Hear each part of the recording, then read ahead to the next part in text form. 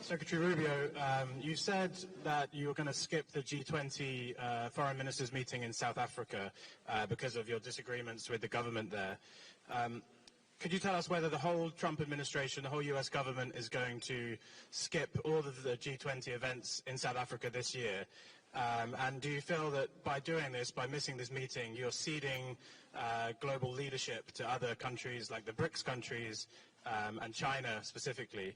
And secondly, just on Gaza, because you addressed it yesterday during your press conference, during your comments, you mentioned that the plan that the president set forward would only move Palestinians from Gaza out temporarily.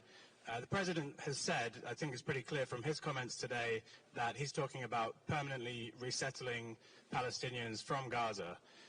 Could you tell us whether this administration is planning to facilitate the forced displacement of those Palestinians?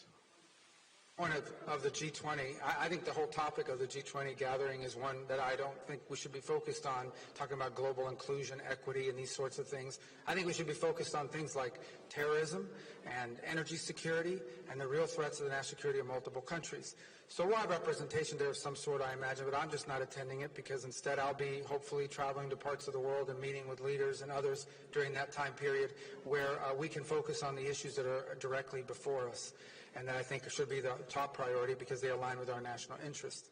As far as your question about the Gaza piece, let me go back and say that place right now, and I think the aerial images confirm, is not habitable, not just because of destruction due to the conflict and the fact that the Hamas cowards hide underground, but also because there are unexploded munitions. There are all kinds of weapons, including Hamas weapons in the location.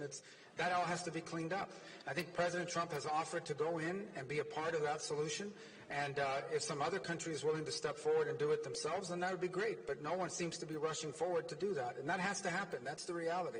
That place, Gaza, right now has unexploded munitions, lots of rockets and weapons and other things that Hamas was using there.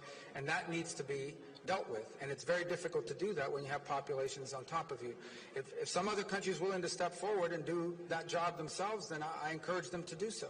But it seems to me that there are a lot of countries in the world that like to express concern about Gaza and about the Palestinian people, but very few are willing in the past to do anything concrete about it.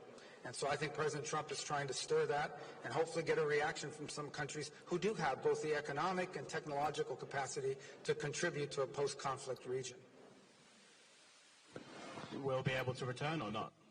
Well, again, I mean, that area, when you're removing munitions that are unexploded, I don't think you want people living next to unexploded munitions and weapons depots that have been left behind or are in place because of what Hamas has done. So I think that's just a realistic reality that in order to fix a place like that, people are going to have to live somewhere else in the interim. And there are countries in the region who express a lot of concern about the Palestinian people. And we encourage them to step forward and provide a solution and an answer to that problem.